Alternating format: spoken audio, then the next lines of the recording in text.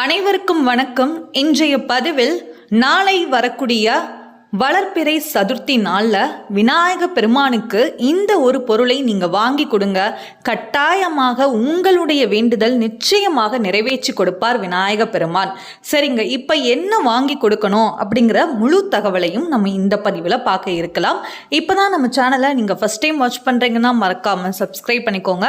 பக்கத்தில் இருக்கிற பெல் ஐக்கானை கிளிக் பண்ணிக்கோங்க. அப்போ தான் நான் போடுற வீடியோஸ் எல்லாமே உங்களுக்கு நோட்டிஃபிகேஷன் வரும். இப்போ வீடியோக்குள்ளே போகலாம். நாளை மார்ச் 13 புதன்கிழமை அன்று விநாயக பெருமானுடைய சதுர்த்தி விரதம் வருகிறது. அதுவும் இது குறிப்பாக மாசி மாதத்துடைய கடைசி நாளான நாளைக்கு புதன்கிழமையில வளர்பிறை சதுர்த்தி வர்றது இன்னும் ஒரு சிறப்பான பலன்.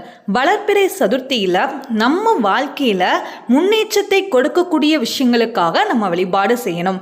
இப்போ எக்ஸாம்பிளுக்கு, எனக்கு சீக்கிரமாக திருமணம் நடக்கணும், எனக்கு சீக்கிரமாக குழந்தை பாக்கியம் கிடைக்கணும், இந்த மாதிரி எனக்கு ஒரு நல்ல வேலை கிடைக்கணும், இந்த மாதிரி வாழ்க்கையில முன்னேற்றத்திற்காக நம்ம என்ன பண்ணணும் அப்படின்னா நாளைக்கு விநாயக பெருமானை வழிபாடு செய்யணும்.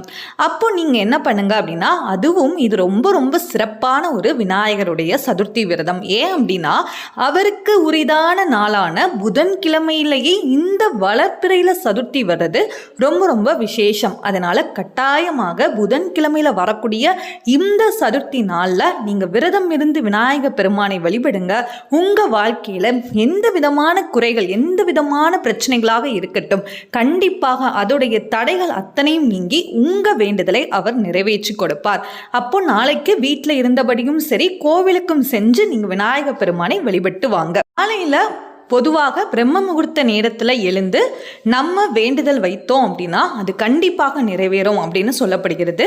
இந்த சதுர்த்தி விரத நாளில் நீங்கள் காலையில் பிரம்ம முகூர்த்த நேரத்தில் எழுந்து விநாயக பெருமானுக்கு ஒரு நெய் தீபம் ஏற்றி வைத்துட்டு நீங்கள் நெய்வேத்தியம் எதுவாக இருந்தாலும் நீங்கள் வைத்துக்கலாம். அதுக்கப்புறம் விநாயகருடைய பாடல்கள் நீங்கள் எல்லாமே பாராயணம் செய்துக்கலாம்.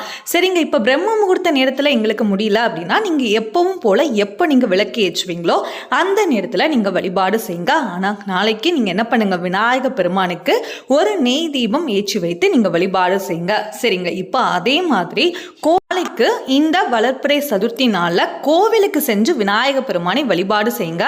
கண்டிப்பாக எல்லாருடைய வீட்டுக்கு பக்கத்துலேயும் கண்டிப்பாக விநாயக பெருமானுடைய கோவில் கண்டிப்பாக இருக்கும். அதனால விநாயக பெருமானுடைய கோவிலுக்கு சென்று நீங்கள் ஒரு நெய் தீபம் ஏற்றி வைத்துக்கோங்க. அதோடு சென்று நான் இப்போ சொல்லக்கூடிய இந்த ஒரு பொருளை நாளைக்கு முழு மனதோட, முழு நம்பிக்கையோட, முழு பக்தியோடு நீங்கள் பாருங்க. சரிங்க, இப்போ என்ன அந்த பொருள் அப்படின்னு பார்த்துடலாம். விநாயக பெருமானுக்கு ரொம்ப பிடித்தமான அருகம்புல் தான். கொஞ்சம் கிடைத்தாலும் சரி அதை கொண்டு போய் கோயிலில் கொடுங்க. இல்லைன்னா நீங்கள் அருகம்புல் மாலையாகவும் நீங்கள் என்ன பண்ணலாம், வாங்கி கொண்டு செல்லலாம். இந்த மாதிரி அருகம்புல் மாலையை வாங்கி கொடுத்து ஒரு நெய் தீபமும் ஏற்றி வைத்துட்டு 3 தோப்பு கரணமும் போடுங்க. கண்டிப்பாக விநாயக பெருமானை மனமுருகி வேண்டுங்க. உங்களுக்கு என்ன வரம் வேண்டுமோ, உங்கள் வாழ்க்கையில் முன்னேற்றத்தை கொடுக்கக்கூடிய எந்த விஷயம் உங்களுக்கு வேண்டுமோ அதை நினைத்து நாளைக்கு வளர்ப்பிறை சதுர்த்தியில் வழிபாடு செய்யுங்க. உங்களுடைய வேண்டுதல் நிச்சயமாக நிறைவேறும். இதே மாதிரி ஒவ்வொரு மாதத்திலையும் வரக்கூடிய வளர்ப்பிறை சதுர்த்தியில் நீங்கள் விநாயக பெருமானை வழிபட உங்கள் வாழ்க்கையில் இருக்கிற எல்லா விதமான தடைகளுமே ஃபஸ்ட்டு நீங்கும். அதுக்கப்புறமா உங்களுக்கு நிச்சயமாக உங்களுக்கு வெற்றி கிடைக்கும்.